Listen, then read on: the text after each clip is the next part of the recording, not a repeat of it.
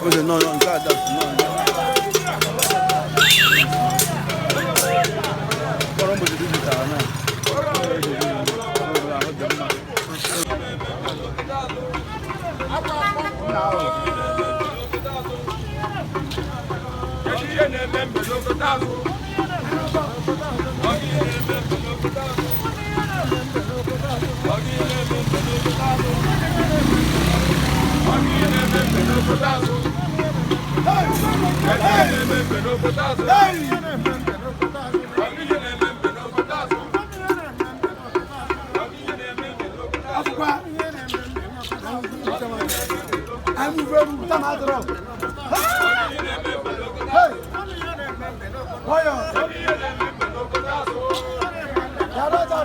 Nnukwu mmọnwụ bụ ihe a.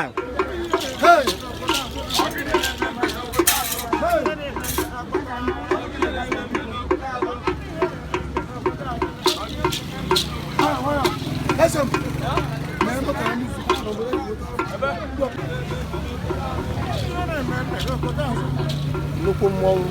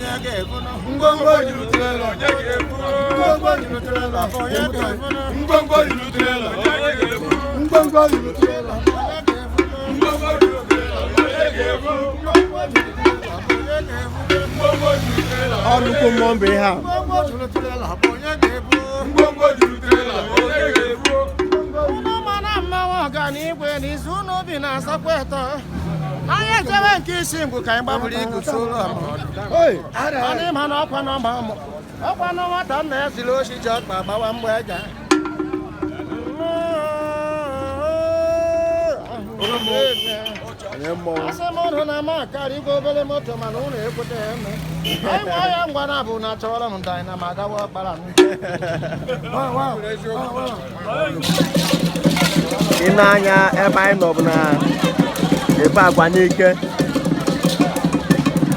Ebe Agwanike dị na Enugu East Local Government Area. Ebe ọ na-akpọtụ tata. A very big festival. Nke a niile ifuru ebe a bụ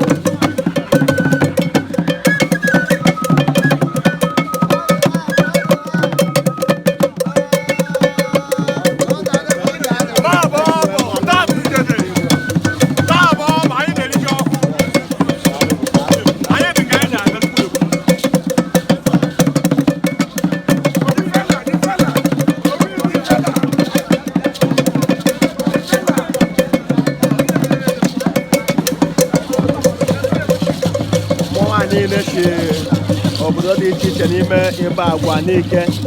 Ebe Agwanike dị na Enugu East Local Government Area, Enugu State, Southeastern part of Nigeria.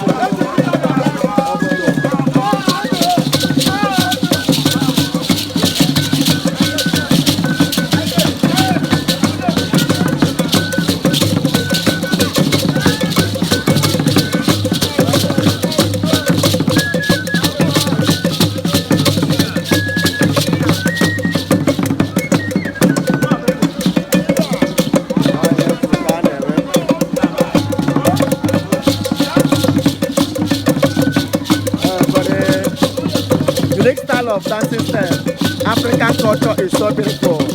Igbo amaka, oye juwe mara ndị ebe agwa n'ike ebe anyị nọ tata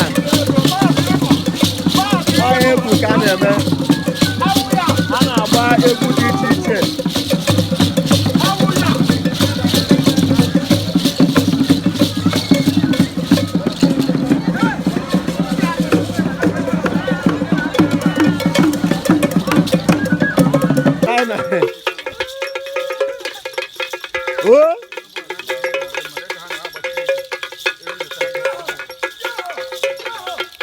on the United Brothers.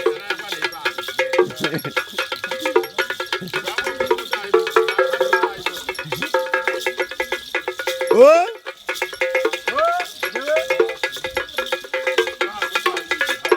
Aku nani ya?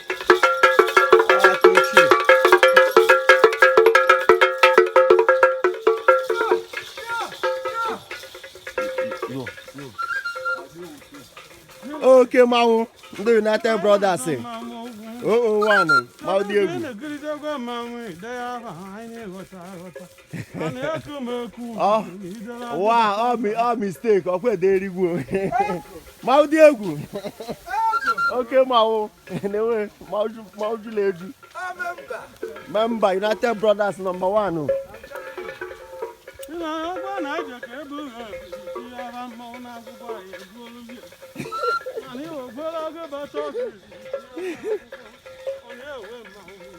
Wow, now mistake. Ọkwa no mistake. Ọkwa deriri. Ọkwa ha na-apị n'aka. Ọkwa ofu aka na-apịka. Ma ụdị egwu. Oh, ya kai meu. Imaya moto.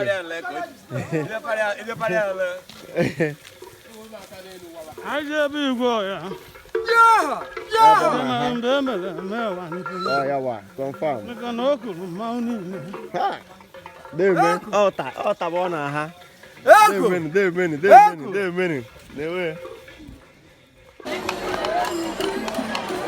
This is the arrival of Chief Dr. Emeka Ude Ezomogo.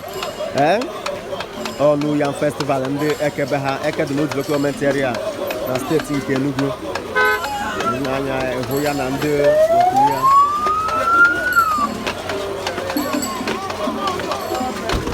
And the guy.